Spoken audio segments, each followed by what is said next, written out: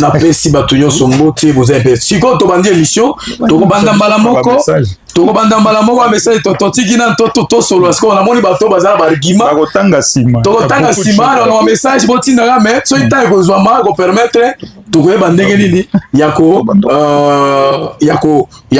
tanga yango alors to bandi émission toujours solo par rapport na coopération donc il y a Kinshasa dans Kisanga dans la Kampala investiture il y a le gouverneur donc il y a président de la République donc le président de la République Fatou Beto avec toute une délégation à ministre bazala qui na Kampala alors bokoye bakeno ils ont si encore signé lisusu sur le plan infrastructurel et puis sécuritaire, économique, je pense qu'il y a même Julien Palou coupé à la délégation, encore et Salimi déjà à renforcer partenariat na biso lisusu sur le plan de mutualisation des forces, yango déjà renforcer partenariat na biso et comme déjà madame. La deuxième chose, par rapport à la priorité, donc la persistance de l'insécurité donc en RDC, dans l'est du pays, probable élection exalatée. Donc c'est le chef de l'État qui avait dit, nous allons réfléchir. Et puis, qu'est-ce qui est la priorité au stade actuel par rapport à la situation dans le dialogue, changement de constitution, où ils allaient opposer un problème dans l'opinion. Torobanda avec Xavier Sani, on a déjà émission par rapport à la cérémonie, impression de cérémonie, donc impression, sentiment par rapport à l'activité de cérémonie, les canines na Kampala, il y a investiture, il y a Yoweri Museveni Kaguta, et puis par rapport à la signature, renforcement et partenariat au Tosali na Bango, vous avez 7 minutes. Matondo Ndego Samuel, président Museveni réélu pour la énième fois, accord président de la République. Bon, la réalité électorale est pas dans mais au moins ce qui nous intéresse, c'est ça que il y a une forte équipe du gouvernement congolais où elle s'est déplacée qui n'a Kampala par rapport à l'activité. Je pense que Ndego Sami, moi, la seule chose qui m'inquiète dans ces histoires, moi je le dis souvent, politique et gouvernement en matière de coopération internationale, na diplomatie, j'espère qu'il est suffisamment outillé pour maîtriser ce qu'il fait. Mais l'homme qui a brusquement a monné lettre dans les réseaux sociaux, le même Ouganda a fondé l'armée pour dire que l'armée a massacré la population. Ça c'est trop grave, ça c'est un très mauvais jet auquel l'Ouganda est en train de se livrer. Pourquoi je dis ça? On est en partenariat. Moi, je demande plutôt à l'Ouganda d'être sincère avec le chef de l'État. C'est tout ce que je demande. Pourquoi je dis ça, Ndego Sami? L'Ouganda qui fait un rapport, il envoie au président de la République, Soto Yebakite. Tant que directeur du cabinet président de la République a instruire Jacquemin, à faire la banquette, nous sommes avec vous ici, Ndego Sami. Chaque jour, dans toutes les guerres, il y a ce qu'on appelle les dommages collatéraux. C'est-à-dire soit bitumbeye Ndego Sami bombe soka kweya kotala teke onde longia grâce natika ngopembeni onde ya Jacob natika oya ememu lumbande na zwana ya Xavier te. Soka kwa biso nous a victime nango. Vous comprenez? Et lorsque l'Ouganda affirme clairement que c'est l'armée qui massacre la population, ça c'est grave. Ça c'est donc moi je voulais plutôt na décortiquer plutôt les tâches confiance et vous savez chaque fois Ndego Sami na ozongela ngolelo. Vous savez ce qui s'est passé au Kivu, c'était comment? Il y avait un gouverneur là-bas qui s'appelait Constantin. Coriace, corruptible, tout ça. Babandika biloko ya marque yo. O abomi ba wazalendo, o abomi ba Kristo, o abomi ba fulani, o abomi, tout ça il désane ni balongola ye. Pour que baya na ba malléable. C'est une stratégie contre... Moi, je suis en train de faire une lecture par rapport à ce qui s'est passé au Kivu. Pas plus tard que quelques mois ici, au Mona qui a Ouganda, ils ont réclamé un gouvernement militaire. Ouvertement, en tout cas, plusieurs déclarations dans ce sens existent. Alors, j'ai compris que, apparemment, il demande il faut maintenant commencer. Pourquoi on va dire l'armée? Qui gère l'armée ici? Les commandants des opérations, c'est qui? Je crains que l'Ouganda commence à jouer les mêmes jeux. Parce que, au Kivu, c'était ça. Et Mukoloka Kostandi Makendaka, Tirimwa Miaye, accélération de la ville, dans moins de 2 mois. Pendant que Costa avait maintenu cette rébellion à Babunaga, autant d'années. Autant d'années. Alors, nous sommes une province. Au moins, récemment, on a Nanga Kuta Sali sorti à Golobano. Voilà. Bon, bah, écrit Kutu Pezo Bimano, il faut. Nanga Mugoleza, Ituri, Oti les gens, Ituri, Mukolo, Ibezaka, non, il faut tous les caparis, Ituri. Bah, tweet, tout ça, on a sorti. Alors, l'Ouganda doit être sincère dans ce que nous faisons. Heureusement, dans le forum, ce que j'aime chez le chef de l'État, c'est quoi? Quand il parle dans un de ses interviews à l'Obagaboué, Nazara Yumate, n'a pas sa confiance. Mais sauf qu'il faut trahir. Ici, à changer de alors, je rappelle à l'Ouganda, il faut qu'on aille à Moutouni dans zone. Vous suspectez quelque chose par rapport à moi, je suspecte plutôt, ils sont dans un combat de faire remplacer le gouvernement militaire. Ça, c'est connu, non? Parce que la fois dernière, ils ont fait des sorties publiques. Alors, moi, je ne conçois pas, parce que l'homme, même dans le forum député national, on va répondre que non, Xavier, tu vois, au nom de la coopération internationale, la tête d'une personne, on peut les sacrifier, tout ça. Hein? Dans le nous ne partons pas dans un partenariat pour subir tous les caprices de notre partenaire. Ce n'est pas un partenaire de venir décider qui va gérer une portion de notre territoire, non? La coopération reste dans Magamboto, Somba Madesu, Bisoto Sabino Nzela, etc. Mais ce qui doit diriger, je pense que ça, c'est aller trop loin. C'est aller trop loin. C'est pourquoi ils sont toujours interpellés le gouvernement. Oui,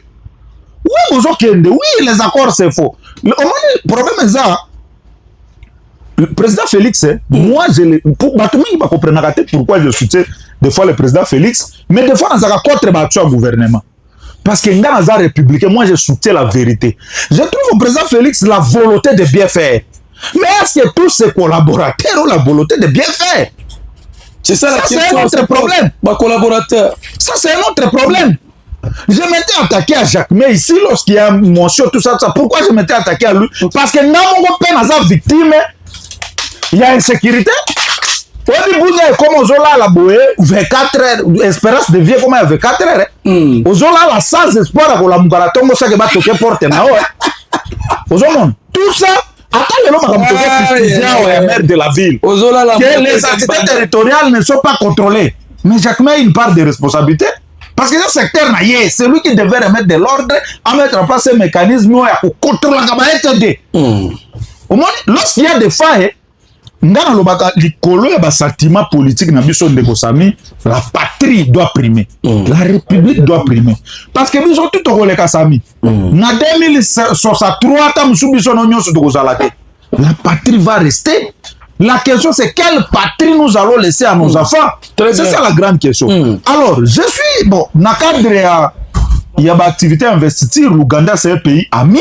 Les chefs de l'État, la preuve année que tout ça n'a pas une opération mutualisée, c'est tout à fait normal que les chefs de l'État puissent se rendre là-bas pour accompagner son partenaire dans l'activité investiture. Aussi élargi parce que dans mon qui a réussi à ce travail, il y a des accords qui se sont encore signés. J'espère que ces accords c'est pour l'intérêt de la République. Mais au moins, le chef de l'État doit rester prudent avec l'Ouganda. Heureusement aussi, Museveni aussi connaît. Dans l'Ouganda n'a pas d'intérêt. Il y a déjouer Félix. Parce qu'avec toute la pression que le Rwanda subit, au moins, Museveni ça collier. Attends, ça va fort, Rwanda, aux hommes qui est président, tout le monde a déjà. Alors, je ne pense pas qu'il y a subir pression. Subir pression. Lui-même aussi, il essaie. C'est pourquoi on a alors ça l'effort parce que le problème est que de Kosami. Au moins des fois tu condamnes à Bakonzi. Tant que Museveni pas Ozala, il n'est pas de mauvaise foi. Mais est-ce que ma collaborateur n'a pas besoin d'exécuter? Par exemple, dans la mutualisation des forces. Lorsque l'armée ougandaise est arrivée ici, soki ezalaki babiso oyo te kosala makelele mbele ya armée ougandese amonela bato nyonso awa kota na force na maki kobukabuka baplan biso yango nde tobandaka otomboka lisusu bato bandi kutu vous soutenez le régime mais bozoboya nini ase tolobi te le chef de l'état a signé on ne sait pas son intention mais est-ce qu'il est au courant que eloko bato bazosala awa nde il fallait basala très bien alors c'est pour cette raison que nous disons encore qu'on noue un partenariat dans les pays extérieurs parce qu'on ne peut pas évoluer à vase clos dans le monde d'aujourd'hui.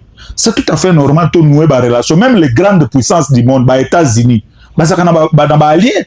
Les États-Unis sont toujours alliés à l'Angleterre. Quelles seraient les conséquences de ces signatures dans des accords? Mais le problème, c'est quoi, Ndeko Sami? Lorsqu'on dit que accord et salami dans le cadre il y a mine, par exemple, pour notre pétrole, Hollande, même Museveni Lobino, la RDC a accepté d'utiliser les infrastructures de l'Ouganda pour extraire le pétrole.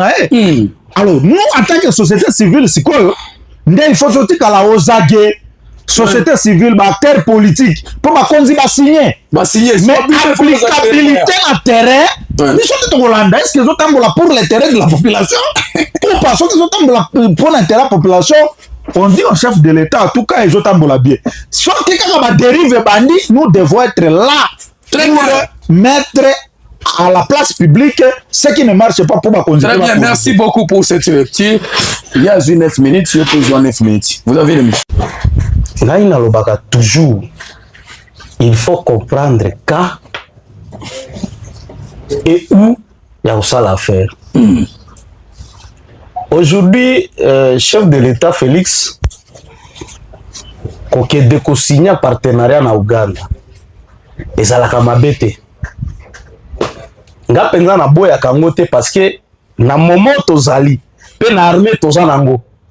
On a signé deux guerres, il y a deux pays. Vous voulez dire quoi? Comment on a signé Rwanda, on signé Ouganda. Nous avons l'obligation de faire la hypocrisie dans notre moko. Mais maintenant, quand on a signé, ils ont signé le chef de l'État et le Ougandais wana. Mboka oyo Congo eza bangote. Baye ko sunga biloko eza bien établi. Mais ba signé ezaka bongo. Yoka eza boete. Na mwana ya Museveni aloba n'importe quoi lokolo liboya. Yoko lobeza boy. Si mwana Museveni aza général. Na gouverneur a chose à général 3 étoiles. Mwana Luwa aza général combien d'étoiles? C'est pas 3 étoiles. Pour un général à 3 étoiles à bandoza ba propos moko. Eza général à mboka na yote. Donc général donc menace na pays. Eza général à mboka na yote. Yoko bando menacer quand lingo sala biloko selon volonté na yo. Mais ils ont nini ba coopération wana. Eza na ba respect des charges. Osolanda. To boy ba Ouganda te. Ba ya ko soutenir l'armée na biso. To boy yango te. Mais to boy moi mayele oyo. Armée ya Ouganda à travers général na bango chef d'état-major wana basala ka mboka na biso. Pourtant mozo kendo yoka keno bazo kendo lobela yo keno armée na biso zo boma ba civil. Est-ce que vraiment ça biloko? Non, s'il y a un document qui circule dans les réseaux sociaux, est-ce que ça biloko penza muto ya za partenaire na yo. Na même objectif na yo. Eza netingai na papo tosali toyokani tosala tosangisa mbongo to bando kotsa biloko kuta kapala. Tango komaka na poro awa ngai na ye nyonso toza obligé kozala wapi na poro pour akotala biloko na biso. Na sur ce place parce que non somba biloko ngai na ye toza. Siko komaka ka ya ngai ngande na bando ibaka yazo ibate. Mais Ouganda doit être sérieux. Comment FARDC na biso ndeko na ko boma population Ouganda boma gate. OK bango nyo soza la ligne de front. C'est que bango faut baloba. Mais c'est grâce yo monite que allégation pe biloko wana c'est grave et risqué que non et tension que risqué que non possible ça donc confiance entre population na armée na biso. Non Sami. Cette communication. Ngai na boloba te que ça grave. Ça ka manque à respect. Oyo nini gouvernement na biso eza na droit ko tourner ligolo nango. eza manque à respect. Donc Uganda pesa ka injonction na makambo. Eza impossible Sami, eza impossible ndeko na ngai que ba Ugandais bango nde baloba keno FARDC ezoboma ba civil et pourtant la ligne de front baza bango nyonso. Donc mutualisation des forces. C'est que balingi bayebisa biso ke bango baza la ligne de front. Ah, c'est qui baza la ligne de front baza la kasi wapi. Ça c'est autre réflexion, c'est vrai ça. S'il vous plaît. Donc on réfléchir que non, soit Uganda qui oloba que non na rapport sur le tout monde va passer na balbi na gouvernement national. Armée na biso ezali ko bomba ba civil. Pendant que tozali na mutualisation. C'est ça ce qui pose le problème. C'est que armée na biso so yozo bomba ba civil, c'est que ba Uganda ba kenda na front. Ba yebisa biso so rôle na bango pe na armée na biso zani. C'est très bonne question. Tokoki kozala na problème na armée na biso. Ozolanda Sami. C'est la raison qu'elle ngana lobaka. Totikali na armée moko de FARDC. Même si tokoki ozala bakalage mususu. Hein? To permettre te que libanda e banda ko cracher likolo ya armée na biso. Owana ezala na makambo etali opposition te. Pouvoir à place c'était. Mais tous un partenariat na bango, mais souvent tout le monde a comme un tweet, tout comme ça, Babimisa Luboya. Quelle réflexion politique? Je pense que ce qui est vrai, Cordo Savia Longo. Est-ce qu'on peut dire que Luboya est blocage, blocage à biloko belé même la gouvernement central. Le gouverneur militaire. Aza blocage à biloko ebele même na politique ya sanini ya gouvernement central. Comment? Oyebi Sami toza na difficulté moko biso ba Ituri hein. Toza na difficulté ya kwa accompagner bêtise. Ke kwa accompagner réalité. Omoni soki serpe etumbi hein? Wana ba tuyo so chamuka. Voilà. Basona ngo zala kwa Luboya kende. Donc quand mais soki FARDC et beti serbe oko satire silence radio moko ba réseau ozomi tuna au juste toza na kaya wapi toza na kaya ennemi ou bien toza na kaya république. Et pourtant guerre il faut définir peu population. Personne comme Luboya aza muto ya kolekaka. C'est le pouvoir, le régime spécial. Personne a projet où il a Luboya, c'est accompagné. Parce que Toyebi, ça vous ignorez, Toyebi que non, excellence, mais c'est le gouverneur pour poser autorité à l'État. Ok, poser un mot, mon côté Sabiso. Mais certains pensent que non, mais position, c'est ça les matériaux. Mais parce que Biso, tu as la quantité, Sami. Toza la quantité. Nous les Ituriens, tozo jouer mingi na carte ennemi. Donc jeu de l'ennemi. Tozo se vestir beaucoup na jeu à ennemi. Mais ce n'est pas tout Iturien. Il ne faut pas généraliser les choses. Na lobby peut-être Iturien ont sauté. Biso toza ba jera ba Iturien yo. Tokyo za ka ennemi te. Yo kalisi tango ngai na zalaka na so dénoncer l'autre. Hein Sami. Yo za na dénoncer ngo poani.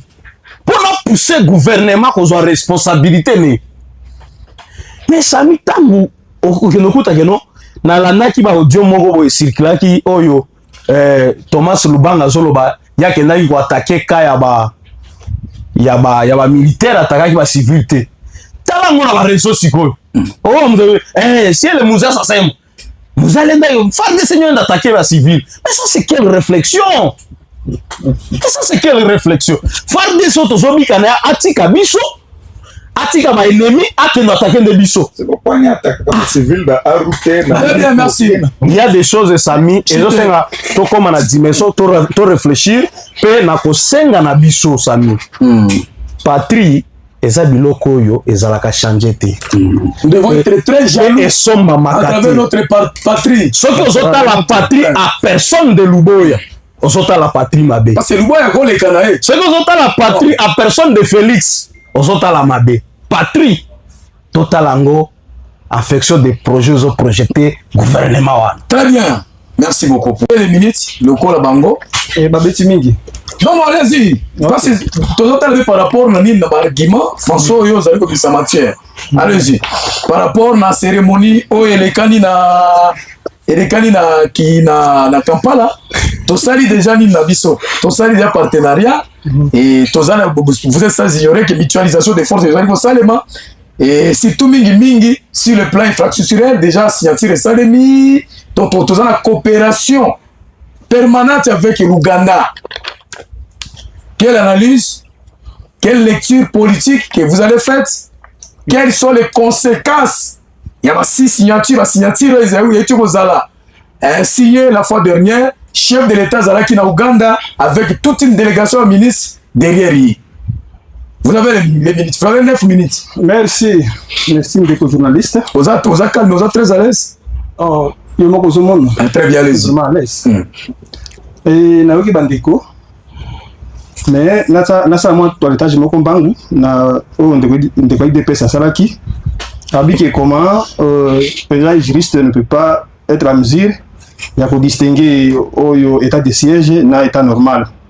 Qui est un état de siège ba ministre va cause maté et que na état de siège ils ont des banani ba conseiller. Je pense que ce sont les mots donc basé à mon. Ils ont basé à mon. Quand on dit que le gouverneur a conseillé chargé na santé, et ça quand n'engage moko, on doit comprendre. Et ça quand n'engage moko, quand on a déjà chargé na makambo santé, c'est-à-dire à cas de problème à santé, yo wana nde mutu bakotinda yo, kende na mumbalu kende tala soki kuna problème ni nango ezoleka.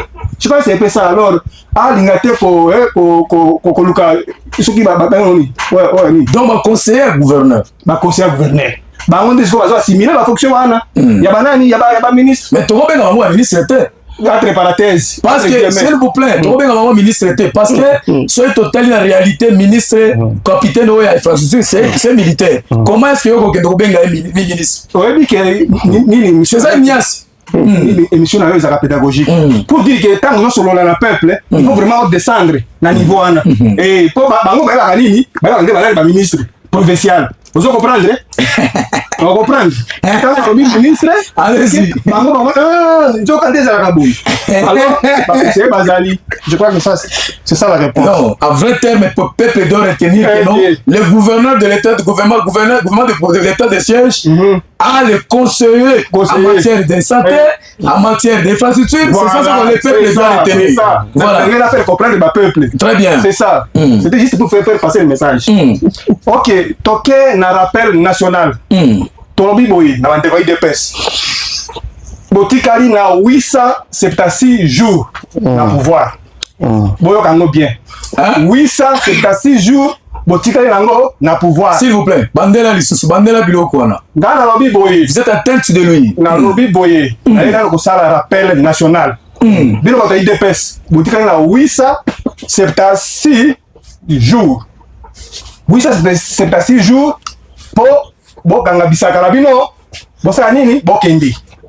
Oui, ça c'est il y a combien de mois? Oui.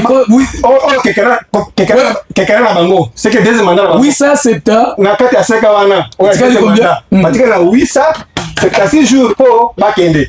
Constitutionnellement possible la 2028. C'est ça, ndé yango batika na 876 jours. Oh d'ailleurs mandat ngo ya muyibi. Mais bango ba yebi. D'ailleurs mandat ngo ya muyibi. Bango ba yebi que noté 2028. 876 jours batika nango pour bakende. Et alors ndeko journaliste. Nazo comprendre été. Bandeko comme ça bango ka kongaika. Moko nini nango bako fandaka bata ndenge nini ya ko bongisa mboka na façon oyo bazaki nango na idéologie na bango. Pour dire quoi? Pour dire que pour ngai même pour biso décider. Oya Uganda oyo. C'est un non événement. Il faut le gouvernement plan tozali ko question ils a un non événement. Et on peut aller comme côté. Tikana bandela yo. OK. D'ailleurs, on dit que peut dire que Batouana quand bazonga ki na Washington, il fallait déjà cesser le fait mo bien kota. Ba armée ougandaise bazonga. Ba ougandaise bazonga, ba tutu bazonga donc to zo apenza kimia. Yango encore Washington. Et ça dit donc bazo kendeka kongaika kaka, sima kaka ba accord. Ba bimi kotolo bakena na Washington. Ka accord kaka. Ti lelo accord wa Washington oyo ba M23 bazapi bazana Goma. Bazana Bunagana. Bazana na Bukavu. Accord on salini. Mais retrait na bango président je sali déjà je lis quelque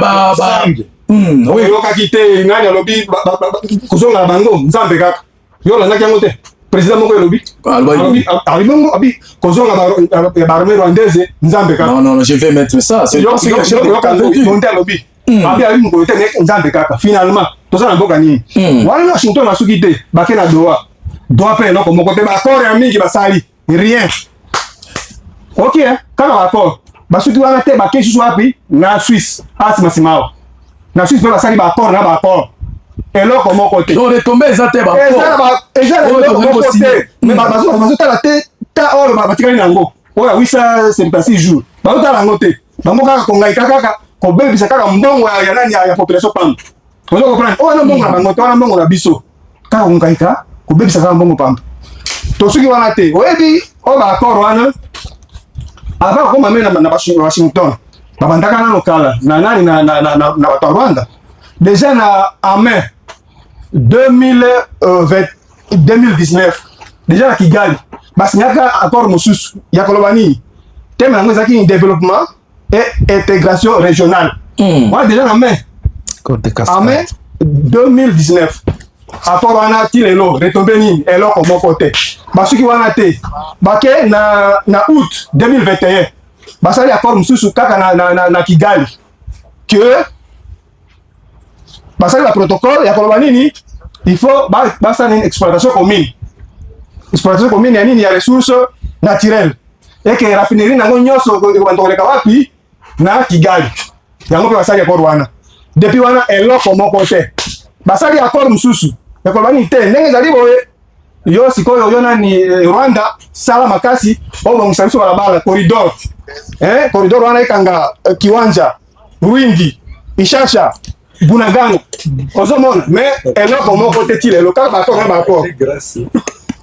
ozo comprendre oui allez-y alors tokoki kutaki bato wana bazolekisa mbongo ya leta pamba na kongaika et alors siko tokita sikoyo na nini na akora bango alobilobi awa mpona obiki eza enon événement parce que nauti kolakisa yo Washington epesi rien est-ce que toza ensemble monsieur le journaliste nauti kolakisa ok Washington epesi rien do epesi rien Suisse epesi rien Kigali epesi rien lelo bakomi wapi bakomi na Uganda kaka nini baakord na baakord yoka sikoyo bake sikoyo na Uganda kosala sikoyo baakord si accord était signé si accord zela baakord basali baakord ya mingi économique sécuritaire infrastructurel il y a énergie il y a tourisme il y a fonction publique même l'administration bakisa nini exploitation ya pétrole oyoki na exploitation ya pétrole mpe eza nini ekoti na biloko na bango wana ya oyo ezangi mutu na makolo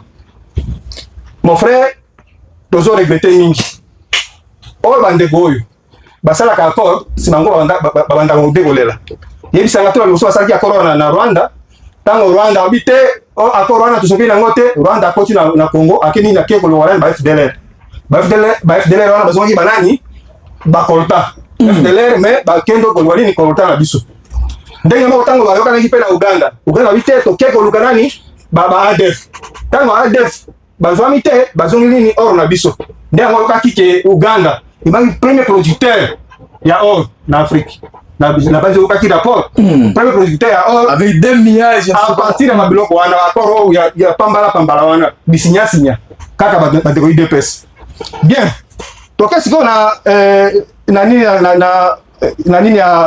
na question sécuritaire oyebi ndeko journaliste balobaka nini question ya sécurité ya mboka basutretaka yango te ozolanda to sécurité basutretaka yango te mais ozokende kokuta RDC na bato UDPS bazolinga basutraite ya biso nani sécurité est ce que ezalaka sikoyo kopesa biso bila depuis oyo usudia soki sous-traité olingi oloba nini c'est-à-dire bango bafandi bapesi de sécurité na maboko nani ya baganda non c'est pas comme ça c'est comme ça que vous avez interprété les choses toloba nini non c'est dans le cadre de mutualisation de force yo yebisanga siko mutualisation yango depuis babandaka awa ADF est ce que basili te est ce que baza nani basili pour dire que bato oyo bazodisire biso pamba un échec dans cette mutualisation échec cuisant ozoyoka mokolo nyonso kuna neti lobilobi awa bato soko la lever bato na kaka et pas basani kuna bolandi yango bato lever bato bazo ba bato bazo bango soko mutualisation yango et so ngabiso na nini. Donc il n'y a pas dans les cas de secrétaire, il n'y a pas l'importance de maintenir la mutualisation. C'est ça que vous voulez dire. Les autres sont rien. Les autres sont pas te bato bazo ko tiro kufa na côté Makato. Moi c'est pas ça ni. Et alors tozolinga pour faire voir la population, oh ba corps oh le gouvernement place mais coopération dans les cadres économiques donc si le plan économique to collaborer to coopérer kana bango ça pourtant même oyo ba encore on est comme monsieur Singoma si vous toke net na exploitation toke na exploitation de pétrole oui que biso tozola là mais ba ganda wana ba banda exploitation la kala côté la bango même côté la mission la CNC babanda ko mettre alors si pour éviter que ça acquiser un jour ozola ndaka pour éviter que ça acquiser un jour ba profiter na moment oyo ozola ba profiter le loyo ndenge bato wana baye bazaka mayele te kato mbeta bango bon ba meti biso bon ba komi pe nini protocole nini ya exploitation ya pétrole or bango bandaki kala ozomona biso mayele kaka mukuse to na musika te et alors on nyonso basi ba exploiter on nyonso basi basali siko o ya toro et puis couvrir banani wana. Est-ce que lolenge mboka na biso président de la république régime à place bazali ko signer bazali ko participer bazali ko sala ba encore ba partenariat c'est une erreur grave selon retombé nini na tu la kisayo ko banda Washington Doha Suisse toke Kigali toke wapi retombé nini à terme retombé nini tozala ngo par rapport à 6 encore signé, quelles conséquences on peut tirer un peuple qui s'entendre nango, peuple congolais et puis tout rien. C'est un non-événement, c'est-à-dire qu'il ne peut pas rien. Mais il y a quelques places moko quand on dit accord sur la fonction publique. Moi, je dis que ça n'est pas souka. La provenance quitte. Or, par définition, la fonction publique est un peu mboka na bino. Bon, c'est pas accord wana ou la fonction publique. Administration mboka. Na bapaya. En tout cas, nous avons peut-être Xavier a également mieux à la population. Non, Ouganda, c'est ça qui vous semble complexe. Si je peux non, vous allez prendre une expertise en matière de gestion. Très bien. Oui, le Ouganda, par exemple, ça a informatisé gestion de la fonction publique. Oui, gestion publique, gestion fonction publique. Et ça émet beaucoup de problèmes en termes d'automatisation. L'Ouganda peut apporter son expérience, non? C'est que qui c'est que bien. Non, ce n'est pas le problème de l'IDPS. Nous réfléchissons le problème du pays. S'il vous plaît. Oui. Bango tango na ta IDPS, bazali botanga bino bato ya ino ya nini te ya SIDT. Mais est-ce que vous avez le problème avec les gens de l'IDPS? Non, analysons le problème des pays. Les problèmes, vous les partis politiques, bino ne vous allez au bombayer mon pays. Vous avez mamboka. C'est vous résumez ma mamboka et c'est ma mon bino ya parti. C'est que mouton si vous avez la partie politique qui taille la partie politique, c'est que il y a place dans un besoin de place dans. Peut-être vous avez battu. On dit que pays oyo, ils ont pris en otage la bataille IDPS. Au contraire rien, ça IDPS. Ozoka, pays ils ont pris en otage la bataille IDPS. Au contraire, on katachamba kuna moye. Alors on a ça bataille IDPS. Attends katanyasi, on a ça bataille IDPS. Mais enfin, ozoka ne goûte rien. Alors, oyo fonction oyo. Merci beaucoup. Na zo ba te so ki ba kosala ngo ndenge nini état donné que pour oui. Mukatanya c'est dans la pour la biso, que vous taté ba IDPS, c'est que ba ki na pouvoir ba zata eloko moko te na mutu ba ngo. Ndango mona ga moko ba ke place moko ba bimisi mutu a mutu, ba kutu na vite bongo ya te. Ozomona, c'est que ba kendeke sa bongo, même na ba radio, même na ba place mususu, même na Uganda. Tu vas ke sa bongo. Okoka sur l'obi ba. Oh, mais ça Singoma. Oyo. Ma beto retirer ango. Oyo kango. Atuka koyo kango. Bakolela kala mingi te bakolela. Pour la accord oyo. Mais biso te c'est Singoma. Na bela aussi déjà na autour question moko. Ndenge yo moni na régime oyo. Régime oyo ya Félix donc ya ba bato IDPS bango baza na pouvoir. Yango déjà deuxième mandat na bango bazali ko sala. Ya ndenge nyamunya. Ndenge ni yo moni bilan na bango na ville. Yo attaque fils du terroir na kati ya ville par rapport na régime toke na musika te Congo matin na ville de Bunia. zala sincère attaque patriote. Ah, ok, na landio. Ouais, bolamu. So moni ke bolamu atabino boko kota pouvoir un jour parce que vous allez ko sala lit. Tozali ko donc oya bolamu ya ba régime yo balobi ke singoma. Congo bimate na ville de Bunya place yo zali ko bika. Okolo bani. Na ville de Bunya oyo batabwe batako linga. Bandako zela. Izaki nini? Kimia. Yo aninga bien. Izaki kimia. Pas l'Ituri, hein? En général. Ituri. On parle de la ville. Nazo bana Ituri mobimba. Bon, Ituri en général. Donc bandako lo nini? Kimia. Oh bolamu. Mais oyo lelo tozana 5 ans plus 7 jours. Il y a état de siège. Baka etikaleka na place bazalaki. Ba groupe armé batikaleka kuna. Mais nazo commander na nanaki ozo marteler sur ba goudron, sur manini. Oui, tomoni ka moi goudron. Kamwa goudron, c'est-à-dire donc yo aux en mesure attends zola au ballon sur les plans de développement.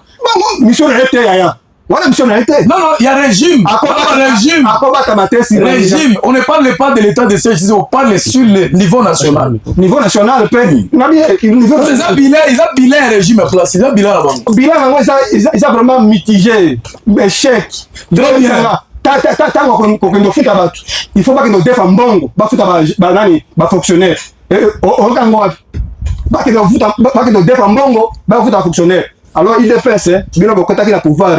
En tout cas, tu regrettes. Très bien. Très bien. Bango baravesa kibino. Bango balonga kibino na élection. Balonga kibino. Officiellement, bango bazali na pouvoir. 2028, balinga te. Très bien. Bakokende. Si bango tokota siko, bango tokota parce que chef de l'État lobi que non, aka ya persistance ya nini ya insécurité na kati ya mboka, probable de troisième mandat. Et puis mandana donc élection kozala te pas donc alobaki bon élection kozala te na mboka na biso RDC parce que na kati ya insécurité na kati ya bitumba tokokende na élection te et puis chef de l'État lobi que notre troisième mandat ce peuple esengi aza prêt disponible et puis koleka par la voie de référendum peuple d'abord. Vous avez le micro et cadre Aimé Muluma. Merci ndeko pona kopesanga lisusu micro po etena so na bandeko oyo baza koyoka biso ngai nazalaka toujours ntango naza na micro nalingaka kosolola na bato bacomprendre ntina nini toyaka awa na studio donc so toyaka na studio mpona kokletana ezalaka mpe bien so toyaka na studio mpona kopesa bana oyo bazolanda biso mateya nde ya litomba yango wana. Je vais commencer par répondre mon petit frère Grace. Oui bien, toi t'as mon côté azanga histoire na vie naï. Balobi boye, adhérer dans un parti politique c'est la conviction. Faut boye bakango. Conviction o etinga na adhérer na IDPS et ko pesa nga pe histoire na parcours na IDPS. Et yi ko lobate soki na pesa ki historique na ngai. Ozui yango otiango lokola panneau publicitaire kolobake non engi kolobate que pour doit martyre pour foutre madame dans gouvernorat mais peuple d'abord non c'est pas ça nazo yebisa yo histoire na ngai na IDPS tout comme on a histoire na yo il y a une histoire na SID il dans il savait pas ça histoire na chacun a son histoire chacun a son histoire donc so na pesa ki yango c'est juste pour nous ramener bateau bazolanda biso na oyo baza awa ba comprendre que biso ba mususu toza ba ndumba ya politique te. Donc depuis to kota na IDPS ti lelo naza IDPS. Vous comprendre que ce soit la souffrance et la souffrance et la symbole vous êtes là. Je suis là. C'est ça la fidélité. Dans le meilleur et le pur. IDPS. Oyo nazo sayo oyo ba. Donc on les ali et là au moins na recadrer yo. Maintenant nazo kende pe par rapport na tango zoloba o mandat ya moyibi bon il ezaki pona ndeko na ngai albaki mandat ya SID oyi ngai tango na koma na studio ezaka par respect ngira solo kana bato parti politique mususu ça j'ai dit et je pèse mes mots c'est par respect ndena ko solo mtu SID si par respect là on sera na SID parce que mutu SID mais normalement on va sur la aza tanango so na ngaite ya so na ngana ni Martin Fayoul so na ngai ni Martin Fayoul so na Fati Béton ni par rapport à quoi il est fort expérience ni il est puissant Martin Fayoul nini na mboka même primature à gérer même ministère à tiens appelle ministre so yo zo kende ko condamner ou critiquer mutu oyo niveau na ye za likolo koleka yo Martin za dans les leçons qu'on peut ça noter a kopesa leçon ni pas les donneurs de leçons d'ailleurs yé moko Martin so tali na aza c'est irresponsable na fait sur exemple moko na nini na 2023 hein tozo ki na élection Martin lobi nini alobi keno yé batu na ye bakende ba tia candidature bango te na députation nationale on a dit monter oui na députation professionnelle ba tia yango te même ça Mituri avec c'est là dozo koma mais yé moko amitié na députation na niveau ni ya candidature présidentielle siko yebisa ngai soki ya le kaka mbele siko yé azo gérer yango na majorité Zong bandela biloko wana bandela au moins te bandela ezala biloko mosusu oyo bato balinga ko provoquer parce que bakoka te Martin Fayulu ye moko annoncé alobi te ye alingi ata mutu na ye moko te partisan na ye participer na élection na députation nationale provinciale wana ya alobi bato nyonso bayokaki bapostuler te barespecter mot d'ordre bapostuler te mais sikoyo ye ayi postuler na présidentielle bon sikoyo po ye akoma président akogérer yango na majorité na ogérer c'est pour dire que eza na bato mosusu balandaka omoni motu lokola ngai naoki jamais kolanda motu lokola Martin Fayulu parce que Martin Fayulu te na kati na ye so otangi na kati na ye aza mutu moko il a des tâtonnements politiques aza problème ba règlement des comptes problème ya ba conflit problème oui mais kati les kati vous comprenez mais so tali boye penza sur le plan développement na Martin Fayulu otanga yango te Martin ko za presse epenge a cause presse epenge abandi ko sola so omoni patini jour wana bayambi bango na oya presse epenge tango bini qu'est-ce qu'il avait dit abime même ceux qui te rebondissent ça mais te rebondissent fatigue betote parce que le ozo ke nango ezo ke malade il y a cette vidéo de presse epenge na gotinda envoyez-moi ça abatami na oya envoyez-moi ça tout à l'heure abatami na oya envoyez-moi ça na ozo mona fatigue betote c'est pour dire que moni décidé nazo lo bango nazo na plateau ceux qui bolingi débat contradictoire ngai na moto décidé on peut sabiso des heures donc bien balé soki nga na koyi na pesi mutuka na ngai na ko pesa donc ya pariété ya tiate biso na kaka débat soki nga na koyi hein na pesi mutuka ponga na yebi mais c'est un bozali et ça na angle moi je décider et koya koyebisa biso IDPS parce que na makamu nyonso oyo bango baso la lelo basa mekola o IDPS bandi ko sala tango zaki na koda na opposition mais malheureusement ba komi na niveau nango nyazala ke pas na bino IDPS à l'époque mais tu oyebi donc oyebi tout oyebi nyos c'est ça moi na parler mais abunga avant tout na natia biloko c'est là na va yoka dans un micro donc il minute par rapport à répondre par rapport à Martin Fayulu parce que Martin Fayulu il a répliqué par rapport à Nini Martin Fayulu à l'obi qui a yebi Martin de A à Z bien na zone ngana fait population va comprendre Kabouya portier non natika kasi parce qu'il a bongo mais ma mission na débat monsieur au moins le problème ezali moi le problème wana Kabouya vous savez dans la vie kuna vie il faut que la vie journaliste na vie il faut koyeba komata na vie il faut koyeba komata mutu nyonso na vie oyo abotama riche ou bien abotama chef wazate mutu nyonso abandi ko mais azo bibenga kazali le président est pour réclamer quelles sont les conditions pour reconnaître à ce que le président est élu c'est la CENI de oyo proclamaka a proclamé yango et puis ba pesa 48 heures ya mutu Martin réclamaka par rapport à quoi na ba communicateur Martin Martin azana problème bon azana problème ya communication c'est-à-dire yé hein problème les années yé aza mutu oyo alingaka makelele mingi vous comprendre na linga logique parce que linga logique hein mamu ça ebele oyebi que soki mamusu na dango détailler yango kondima te est-ce que yo yebi que mbongo Martin Fayulu ça qui na campagne autaki yango pas chef d'état chef d'État appelle ça 5 millions de dollars. Quelle révélation, monsieur Général! Quelle révélation! Comment ça? Mais Nous les gens, on peut ça, parce qu'il y a un baki, on biso, hein. Mais tant qu'on bunda, ils allaient tirer awa. Tant je n'ai pas cette information. Nous avons le coup à moi na moké. Alors tant qu'on est siko, on est Fayulu. Fayulu devant Fati, azo pesete.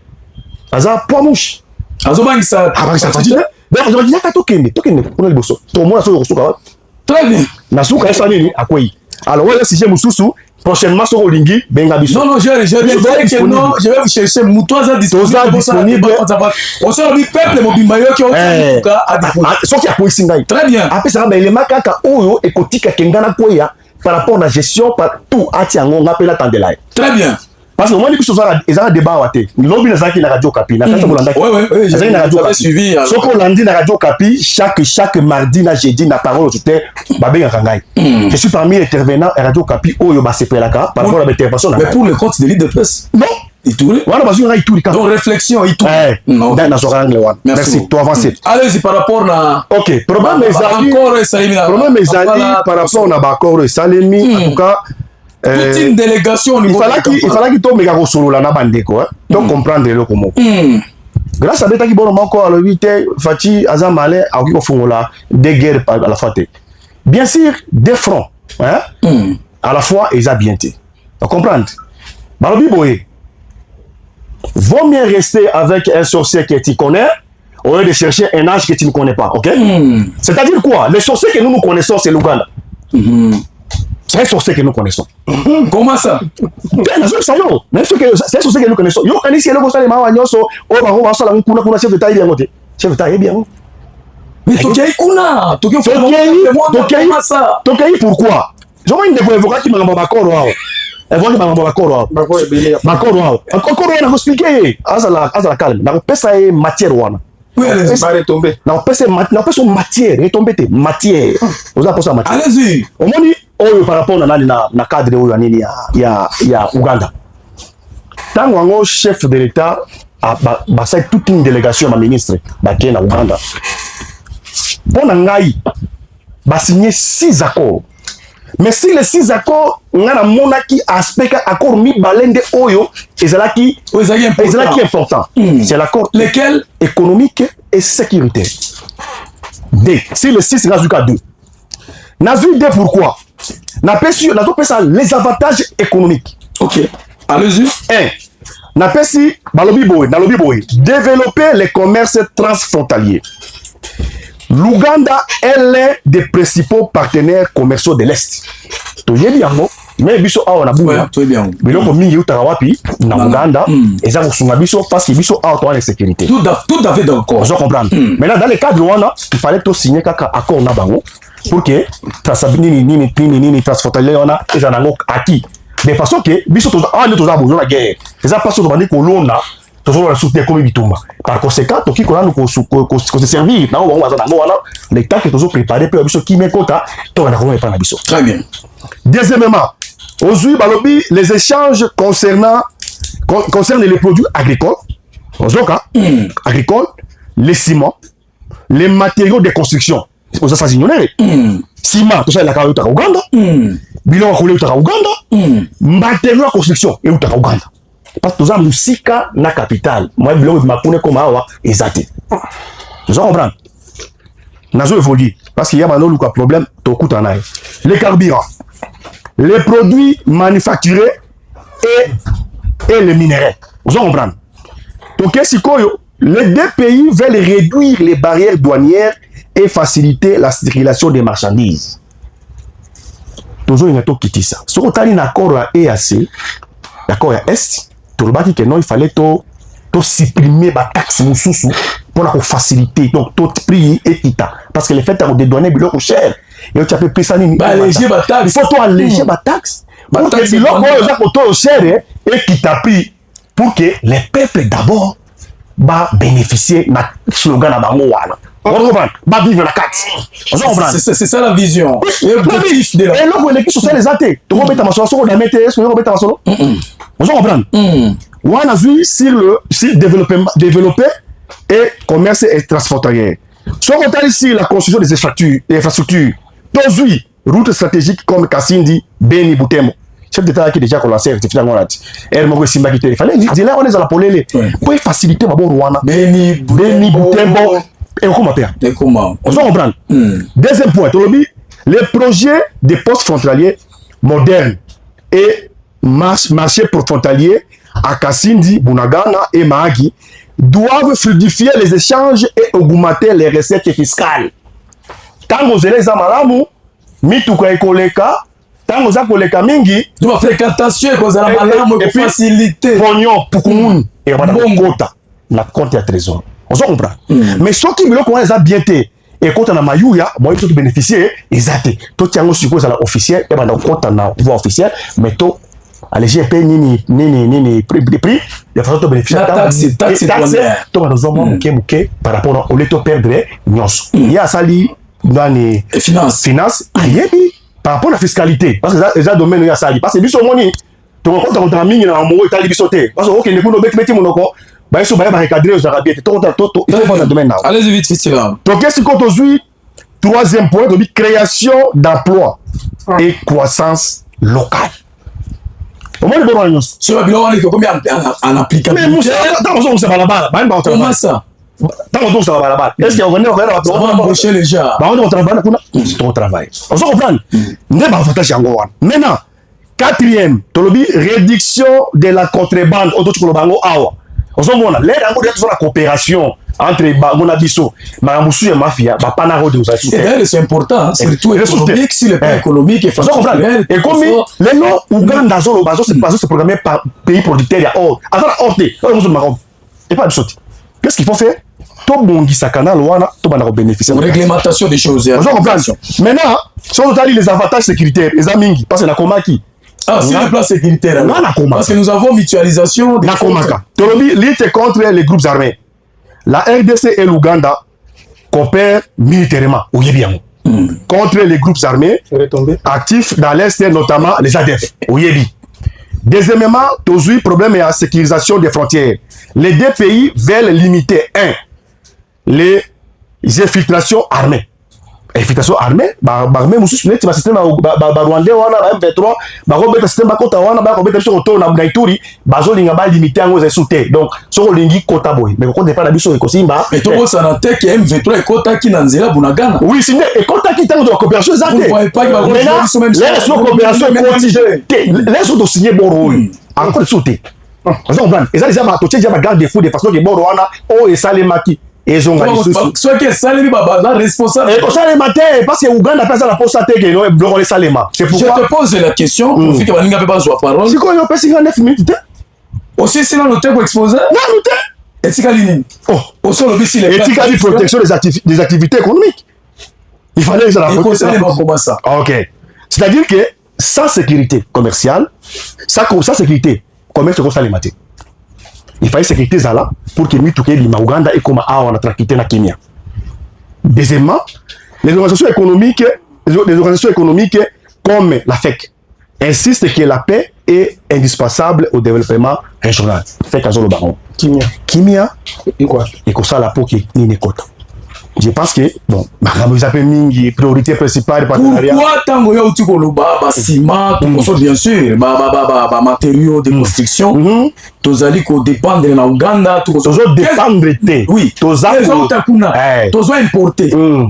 Pourquoi biso gouvernement ko réfléchir te que to tia ba izine to za mamanga wa ba tia ba izine ya ciment to dépendre na biso moko ezala to consommer biloko na biso awa et puis ba izine ba biloko ba secret. Il y avait un projet que non, il y a Xavier Assane Pili qui m'allait bazaki na projet moko ya cyclerie awa na province de l'Ituri.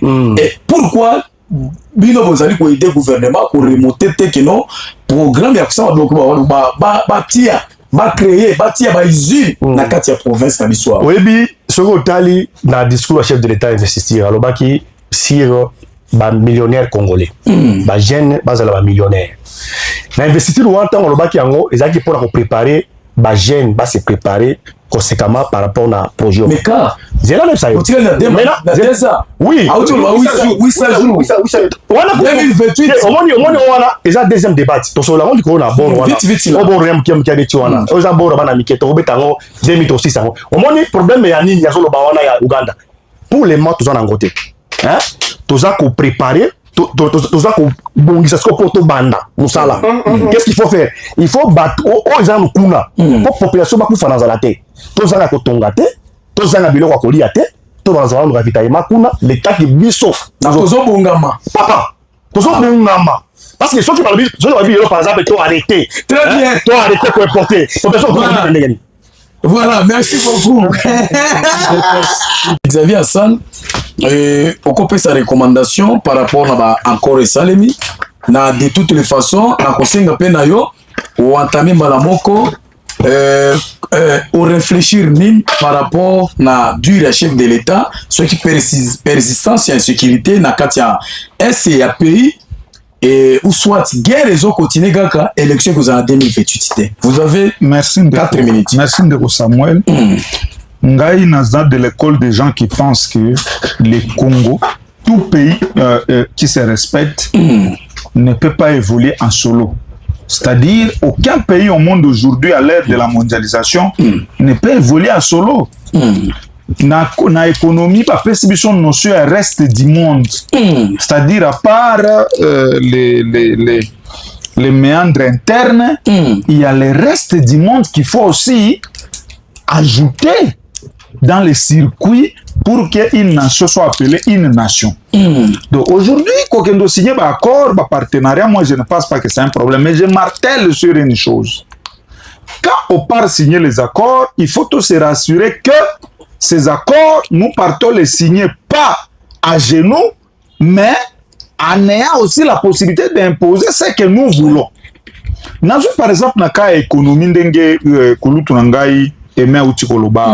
c'est bien de signer les accords économiques avec l'Ouganda, c'est bien de supprimer la douane. Mais moi, je pense que dans le contexte de cette histoire aura une répercussion. Au moins, les économistes comprennent son retard.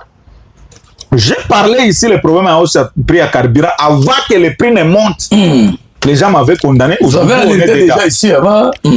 Kulutu nangai godepo inakina aloba makambo abesa taux d'échange qui aura une répercussion sur les recettes publiques les lots tous en akati toujours recourir à tout moment na ba marché donc il y a beaucoup de trésors pour financer dépenses publiques les lots de réduction à taxes na frontière avec notre situation économique et causant na ba répercussion sur les finances publiques.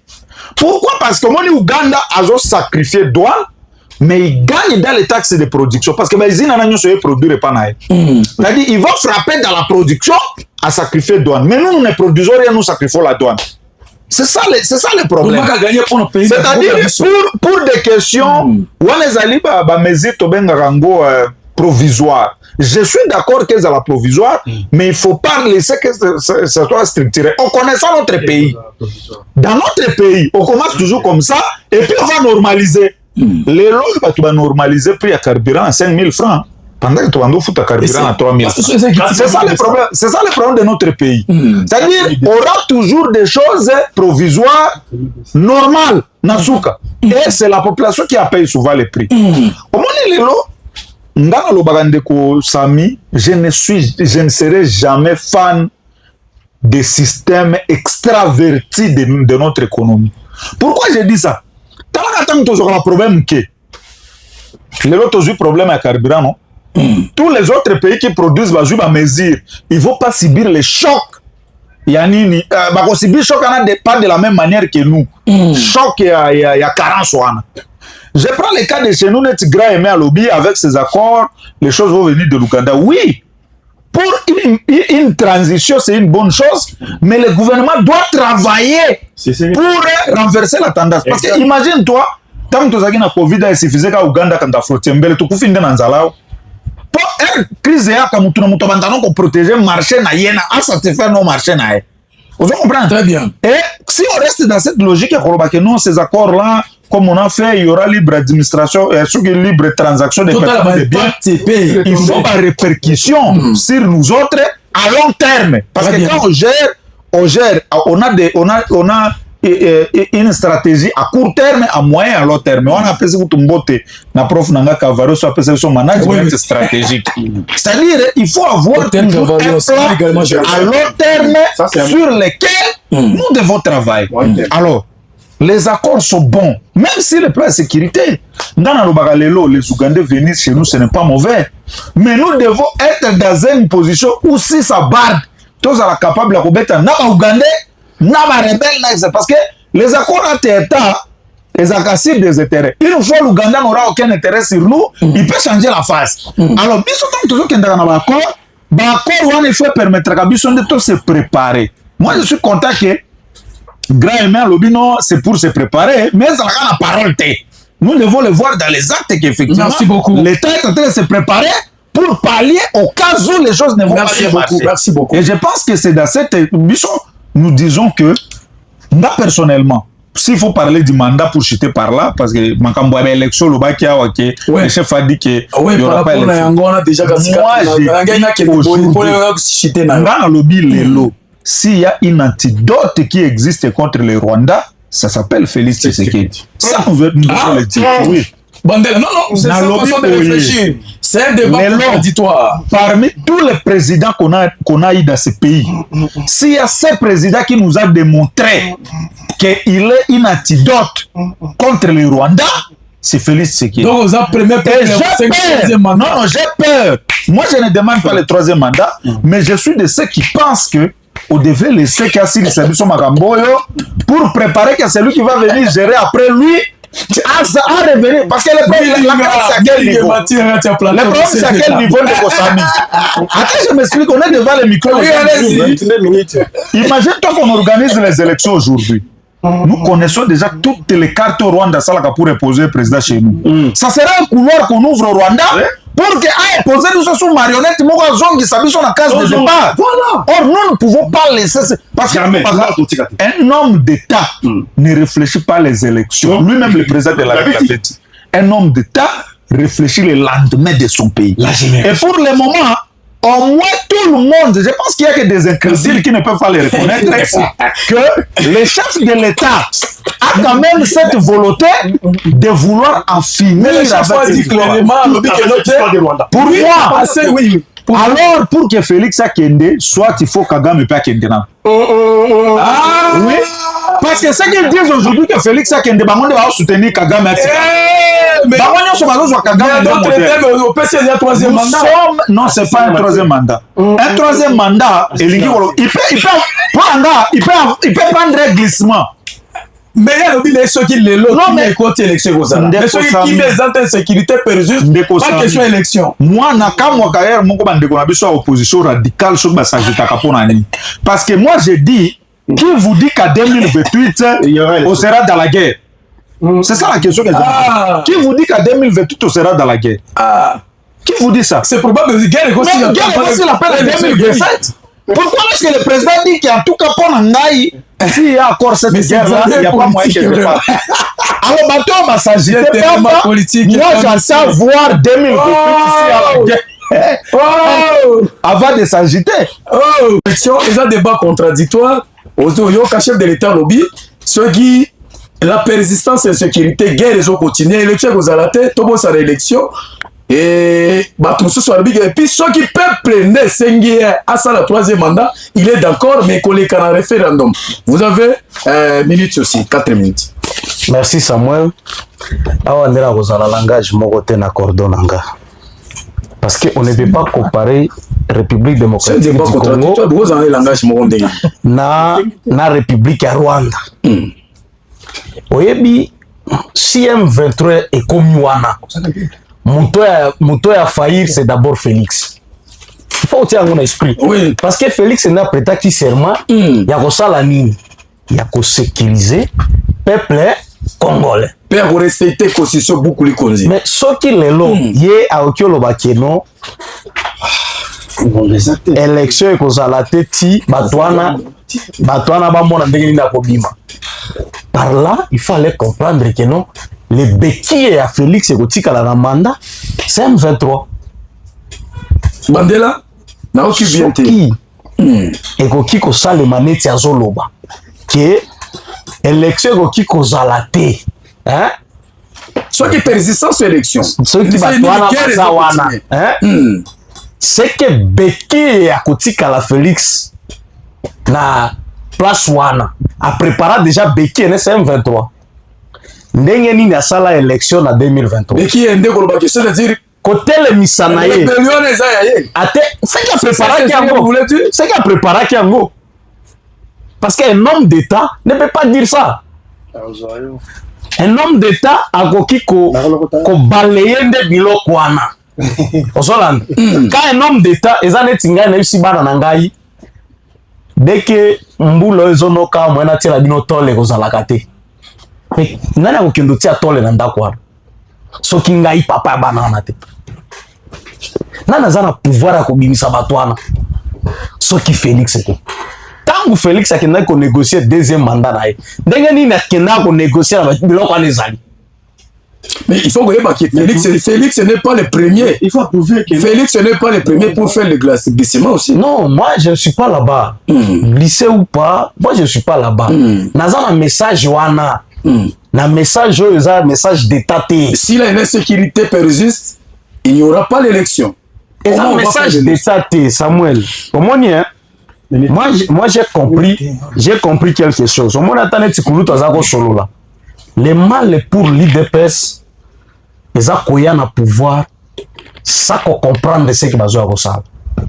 Oh, ce que mon net qui na go solo là. Oh, muto azama ya comprendre que non. C'est que baso babandi na ko préparer et l'autre qui senga ki basala sikoyo. Comment ça? Mais on qui est bien. Exactement bien que zone la te pour un PC BST. So ina zone ngeli, wana zone dire azote kae. Alors Samuel, un homme d'État, Félix a une obligation à continuer pour parler de net continuer, mais a la charge de se comparer à Kagame aux Hollandais, parce que Kagame a géré la République démocratique de Rwanda. Il a géré la République démocratique du Congo. Mais réflexion Xavier Ouaga. T'as Kagame Azali Ouaga, il faut tirer Félix Nazakunate. Kagame c'est lui qui président Azali pour mettre en difficulté Kagame. Ils mettre en difficulté quoi dans la terre, Nabiso Moussou César occupé à Kagame. Quand on parle de la difficulté, ça empêchait quelqu'un de faire quelque chose chez toi. Mais terre Nabiso César occupé à Kagame, à mettre en difficulté quoi? Les longs gouverneurs à Nord Kivu, ils ont côté à Kagame. Roubaï, ils ont côté à Kagame. C'est que tout ce que Kagame cherchait, Félix Assalini a cédé en gros. Très bien. Alors Samuel, ce qui est bon pour nous, to sengi na Félix, ya kosala nini, ya kosilisa biloko bandaki. Très bien. Asilisa biloko bandaki le plus vite que possible. C'est la mission na eti fois ici là. Asilisa biloko M23 bandaki yemoko. Parce que yemoko nda bandi yango. Vous êtes sans ignorer que Félix M23 bandaki na régime passé. Vous êtes sans ignorer. Régime passé, monsieur. Zela nous quitter au cité na idée nanga. Vous êtes sans ignorer que Mouto a gracié ba haut gradé à M23 c'est Félix, la grâce présidentielle après au débat Biamou. Est-ce que vous êtes sans ignorer na lokwana? Vous êtes sans ignorer que Félix n'a même pas M23 na. On a un régime basé Kangaki Bango. Mais oui, bakondana bango ya gracier bango na grâce présidentielle. Bien mon aza fouillé à grâce présidentielle. Merci beaucoup. Oh, dans autre pays ça le territoire. Deuxième chose, Félix n'a même mis M23 na Kinshasa pour ce qui 14 mois. Non, mais c'est Félix. Non. Les gens qui ont reconnaître qu'on a presse moko lobaki. Très bien. Deuxième chose, pour M23 comme na Goma, c'est Félix. Oh! Allez-y. Allez-y, le chef Ozalate, du le chef de l'État, paie le mandat. Ce mandat, il y a 5 mandats. Troisième mandat, c'est que le peuple peut s'enguiller. Il y a ça disponible. Mais il faut un référendum. Donc la Bible, tu as un lik 6:45. Yo zongi pasteur. Pasteur. Politicien comme pasteur. Non, pasteur. Allez-y. Donc la Bible, lik 6:45. Au commun en a souka, paragraphe souka. Et le bénini. Car c'est de l'abondance du cœur que la bouche parle. Vous le bien? Pour dire quoi? Interprétation.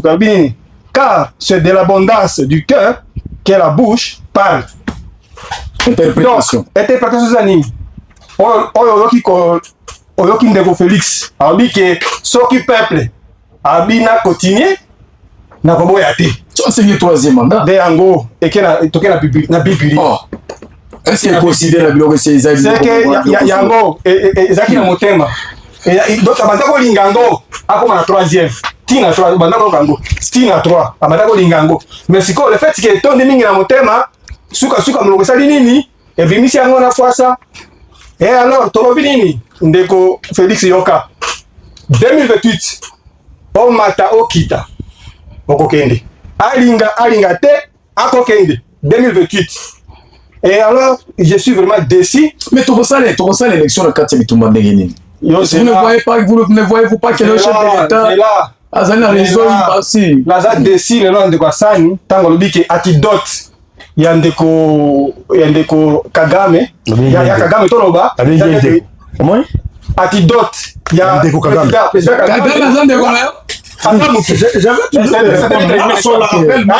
je sais ce que j'ai dit. Antidote ya Kagame ezana eza fachi na bie ona mboka oyo na Congo ezana président moko wase komisa président Kagame na stade ya Martyr pe aibisi ba combattant boyembela ye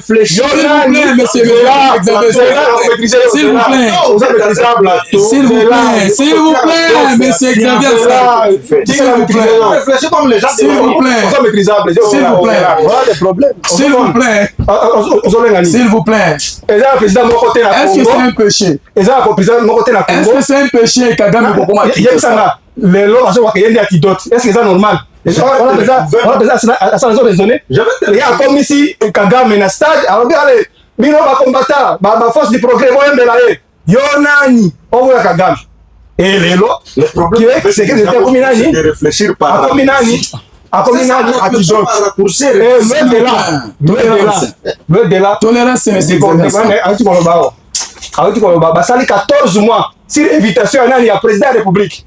14 mois à Kinshasa, balambe tous les blocs.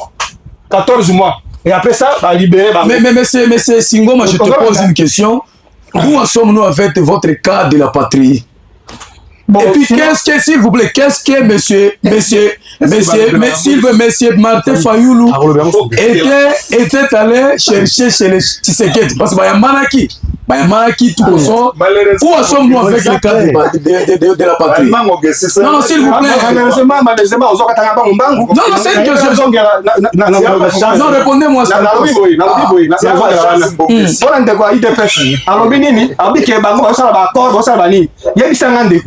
Accord na tourner ba retomber nini eza ba accord na bango apesi retomber mon côté ozomona mais il a donné ça, mais il a donné les conséquences. Il a donné les conséquences économiques. S'il vous plaît, j'aimerais restituer tiens micro parce que tu n'as pas suivi. Nous sommes dans le débat, il a dit la conséquence. Ce qui est commis par exemple si les cas infrastructure bazo bongisa nzela et kwamboja conséquence yango batu bakozwa misala s'il vous plaît parce que l'homme a fait si conséquences fait vous voulez me dire que non les conséquences n'a pas donné c'est fort. Nous sommes dans les plateaux il y a ceci toke na Doha et pesini Washington et pesini oh ceux qui suissent et pesini a toke na Rwanda basaki ba bani ba corps mingi ti ba komaki na niveau ba lobaki nini il faut batonga cité moderne ba pesa ngoko mbonani comme Jeannette Kagame oyokaki yango soki ezalaka mbai na mboka te oyo kuna na goma s'il vous plaît le problème c'est quoi s'il vous plaît vous avez dit que non il n'a pas exposé des conséquences par rapport à encore et ça peuple qu'on s'attend j'étais précis dans mes questions il ne faut pas me rouder c'est ça le problème de la patrie s'il vous plaît allez ndeko na ngai Congo Uganda ekota na kati ya Congo balwaki nini na tango banda kotanga 64 fois Congo na donc Rwanda na Uganda bakota 64 fois kati ya Congo yo ebisanga lelo soki tolobi ke tozozela biloko ya kolia na Uganda est-ce que bato wana bazo raisonner bato wana bazo raisonner bato IDPS toza na biloko tout toza na yo moko uti koloba awa na moblé toza na ciment toza na biloko tout côté na gate toza na biloko toza na place ya kokata bilanga boni yo koloba kaka te yo tiki tozela Uganda bomoni place ni babike bato IDPS bazala maele te kokende ko signer bakelo ko signer batiki bango na bango api na ndako bakelo ko signer sans mais maître Singoma j'ai précisé mais en question là avec précision basali signature na niveau ya Uganda Kampala deux pays il y a des accords tozala makambo mususu te ce qui est actualité c'est ce qui s'est passé à Uganda. Quelles conséquences après la signature au peuple éco s'entendre? C'est ça la question que j'ai posée. Na ebisa ki o eza non événement et qu'on peut s'allier état donné que accord tout à liboso et peut ça qui rien eza non événement qu'on peut s'allier Bengala on peut s'allier pas exposer mais lui il a expliqué donc les conséquences au peuple c'est papier mais c'est pratique et qu'on peut s'allier donc peuple s'entendre na rien. Et là comment côté non événement et là comment côté très bien et là comment côté non événement bloc mais ces aides mais lui c'est cadre de mais cadre de la patrie où sommes-nous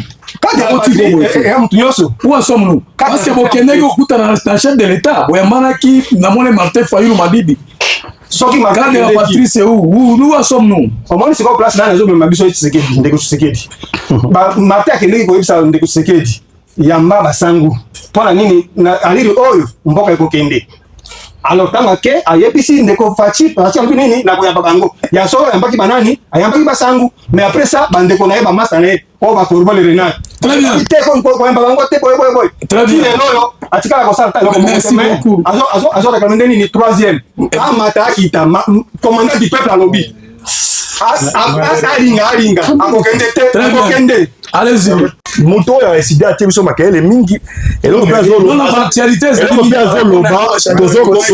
yango te tozozonga na débat omoni ntango oyo azoloba alobamaka baaccord alobi accord ya liboso alobi ya nini ya nini alobi ya Washington alobi ya Doha alobi ya Suisse mpasi azomona ke jo oyo aorefléchir te eza nini yoka accord oyo ya Doha nde même acontinuité nango nde accord ya Suisse compte tenu ya komona ndenge kuna insécurité ezali par rapport na babombe bazolakaki yango kuna nde babimisi yango kuna bamemi yango na Suisse pour que place eza local eza ya Kenya soki otie tembe vérifier yango c'est ça boye nde ezali mais ozolobaka na plateau on maîtrise eloko moko te oza maîtrise te obimisi yango place ya Kenya ozomona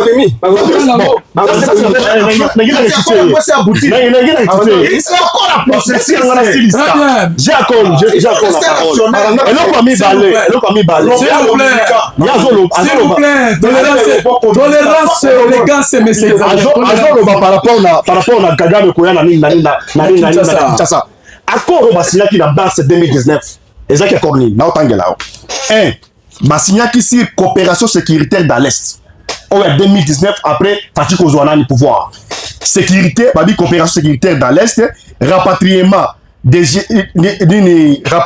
et gestion des anciens combattants de M23